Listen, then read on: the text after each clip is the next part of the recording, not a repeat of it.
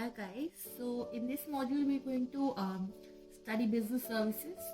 This is an important chapter from point of view of half-yearly and final exams. So I hope you guys do this properly. It's not a very difficult chapter because we're discussing things which are very obvious and some things which you must have seen in your daily life, you must have experienced. But we're just putting that into more proper, technical terms. So what are services? So for any layman or you for that matter, service is any intangible item or something which cannot be touched or seen, but you can actually see it, but it can't be touched. It can only be felt. So like your communication, if you're communicating with someone, that cannot be touched as such. Your communication cannot be touched, but it's a service that is being provided to you that you can call other people. Similarly, if you're going from one place to another, that again is a service. So this is the type of service we're discussing: storing of goods, your insurance services, all of these are different services that are provided to you, and these are intangible in nature because they cannot be touched. So we'll be discussing all of these in detail in this chapter, and we'll be seeing their characteristics, what are they all about, what do we understand from them, what do we do with them, right? So basically, just so you know that there are definitions here for services also and for goods also. They are present in the first chapter also, nature and purpose of business. So I recommend that you go through all those definitions once before you start business services. But I'll skip that and I'll directly come to the first topic of this chapter, which is nature of services. So this is very easy to understand and learn. Nature of services, be describing services through different points in this one. So here we're trying to understand services in a more detailed manner, and what are the characteristics, you can say, of services. So there is a very simple abbreviation for this: I to the power 5. I to the power 5, or you can write 5i. 5i, I to the power 5, it's all up to you. 5i basically represents the 5 I's which are there in the initials, or which are the initials of the 5 headings we have for nature of services. So what are those 5 headings? They are intangibility, inconsistency, inseparability, inventory less, and involvement. So we'll go through all these headings once in a very detailed manner. So intangibility. Now I have already, just as soon as I started this module, I explained that services are intangible in nature. That is, they cannot be touched. They are experiential, or you can only feel them, or you cannot, touch them. So an important implication of intangibility is that the quality of the offer can often not be determined before consumption, and therefore purchase. So what they mean by this point is that, because see, when in case of goods, you want to buy some particular kind of cloth, so you can touch it, feel it, if it's good quality or not, and then you will say ki ha bhaiya ye de do. So that's how it takes place, that's how the transaction takes place. But in this case, if we're talking about services, say the service is transport, so you cannot ask him कि पहले दिखाओ कि transport कैसा होने वाला है. You cannot do that, because जैसा भी होगा, रोड जैसी होगी, आपकी बस जैसी होगी, बस के थ्रू जब आप ट्रैवल करोगे, आपका एक्सपीरियंस जैसा होगा, it is on that the whole transaction will depend. So even before you have experienced it, or seen it, or touched it, or felt it, you have to take that service. So in this case, you cannot really determine the type of offer before you avail it. In the case of goods, you can do that, because goods can be felt, touched, and seen, right? So that is the difference between we talk of intangibility.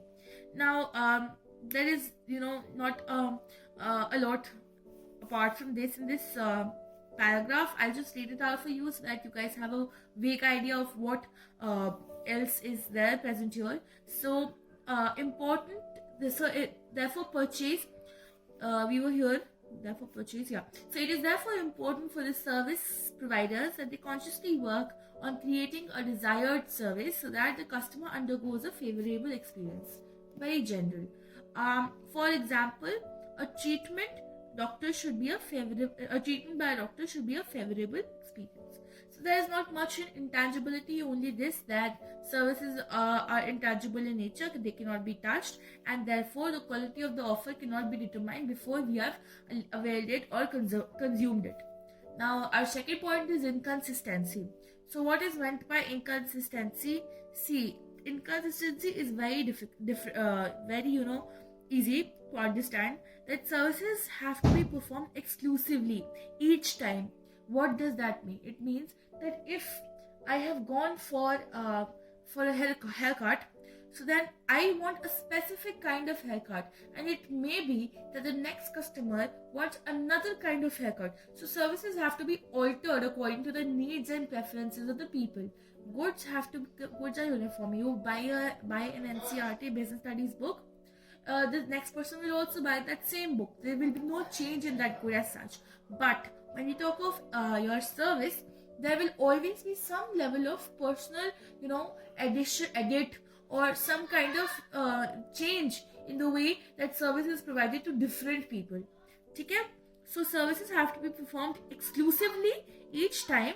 Different customers have different demands and expectations. Service providers need to have an opportunity to alter their offer to closely meet the requirements of the customers. Okay? Very simple. What are the points you need to learn in this? That services are inconsistent. They have to be performed exclusively each time. Because different customer has different demands and preferences. Also, service providers have to have an opportunity so that they can alter their offer to closely meet the demands of the customer. Now we have inseparability, right? So what is inseparability? This is very simple. When we talk of goods, goods are first produced and then they are sold. That is a very simple, obvious thing. But when we talk of services are produced as they are sold. Why? How? See, when we talk of spa, let's say you go on to get a head massage. They can't produce head massage before you have had head massage done. Head massage happens, this concept is very obvious, very kiddish in its way, but it's an important one, that service is the simultaneous activity of production and consumption. When that head massage is happening, that is when you are consuming it as well. So it is being produced and consumed simultaneously. So this makes the production and consumption of services seem to be inseparable. That is why the heading is inseparability. That is, the consumption and production is happening simultaneously together. It is happening at the one and the same person. Therefore, there is no separation between the two. So, there are just examples given. I'll just read out one example for you. Automated teller machines may replace the banking clerk for the front office activities like cash withdrawal and check deposit. But at the same time, the presence of the customer is required and his/her interaction with the process has to be managed. What are they trying to say? That this is very important. I think you guys should mark this. That inseparability is only possible when the person is present at that place. You cannot, produce a service unless and until you have, a customer with you. If you don't have a customer with you, it's of no use. Inseparability won't apply. You won't be able to avail a service if you are not there. And that is what these particular 4-5 lines are trying to, put across.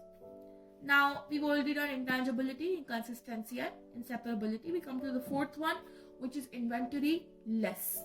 Now, what is meant by inventory less? Inventory, what is inventory? Inventory is the stock you have, the stock of goods that is present with you. So, when we talk of services, you don't need inventory. Why don't you need inventory? Because services are not like goods. You don't have to produce and keep them with you. Services are produced, like I said, inseparably. They are produced simultaneously. If you want a head massage, it is produced at the moment there when you go to the spa or the whatever, that massage parlor, whatever. So there is no inventory required. You don't need a stock of goods or something in advance. You need your products or something for maybe, putting that service across, but apart from that, there is no inventory required as such. So there might be machinery that is required, which is indirect, but proper inventory is not required in this case. So services have little or no tangible components, and therefore they cannot be stored for a future use. That is, services are perishable, and providers can at best store some associated goods but not the service itself. This means that demand and supply needs to be managed as the service has to be performed, and they cannot be performed earlier to be consumed at a later date. This is very obvious, very general. Okay? So what are the points you need to remember for this one? That there are little or no tangible components in this case, because they cannot be stored for a future use. Services are perishable, and only some associated goods are stored by the service providers. So the service providers have to manage the demand and supply as and when the customer comes to them.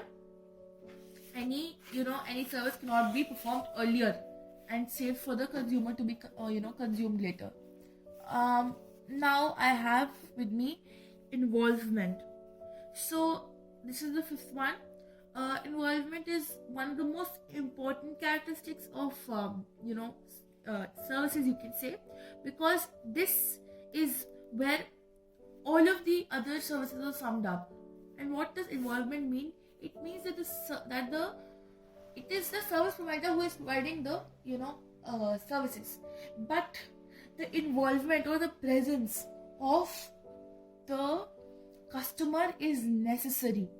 Without the customer, no service can be provided. It will not be a success. You need a customer for a service delivery process to happen, and the customer should participate actively in that delivery process, right? So the participation of the customer in the service delivery process is imperative. A customer has the opportunity to get the services modified according to specific requirements. So we've already done the 5. Let's recall them once. We have inventory less. We had involvement. We have your what was that called? Inseparable. Yes, inseparable, intangibility, and your final one was inconsistency. So we've done 5. Now that's the end of nature of service. Now let's move on to the next topic for your business services. And guys, I just recommend that for learning all of those 5, that is your inconsistency, inseparability, your inventory list, involvement, all of these different points, you should definitely write them down twice, just the headings, so that you can learn all of these. See, they are very obvious points, but you can forget them because anyone can. All of this letter stuff is difficult, right? So you should definitely write them down somewhere once you've learned them twice, and use I5 obviously for the learning part. Now, what are the differences between services and goods? These are again some very obvious differences that I'm going to do with you. And how do we remember them? See, there is something very easy, very, very easy in remembering these. I think you guys should not look at this heading because it's of no use to you all. You won't be able to remember. Oh shit, I'm sorry for cursing. I just dropped something. Okay, so this is knit. Okay, and remember, this is very important to remember, that I is always raised to the power 5 in this case, because when we talk of services and goods cut difference, we are going to add all of the 5 points that are intangibility, inconsistency, inseparability, inventory rest, and involvement in your difference. And there will be 2 more points that will be nature and type. We'll go to those points now. Nature is that services is an activity or process, and good is a physical object. Then type is it's a heterogeneous kind of business activity and goods are homogeneous in nature, because we have only one type of good that is being sold to all. But like I said, services are altered each time, so it's a heterogeneous type, this is a homogeneous type. Activity or process, physical object. And again, intangibility, inconsistency, inseparability, inventory, involvement are very simple things. You can differentiate yourself. I'll just go through them once for you all. So intangibility, that intangible cannot be touched, tangible can be touched. Inconsistency, different customers have different demands, different customers have to buy standardized products. Inseparability, simultaneous production and consumption. First production happens, then consumption happens, so there is a separation. The inventory cannot be kept in stock, these can be kept in stock. Involvement, participation of customers at the time of service delivery is important. Here involvement at the time of delivery is not possible. Okay? Like if a vehicle is being manufactured, you cannot be present there when the manufacturing process is taking place. Now I'm going to do types of services in the next module, because that will take around 5-10 minutes, and then we will move on to the heavier stuff, which is the real stuff in this whole chapter, which are the business services, banking, your insurance policies, e-banking, all the different types of warehousing, all of these different things.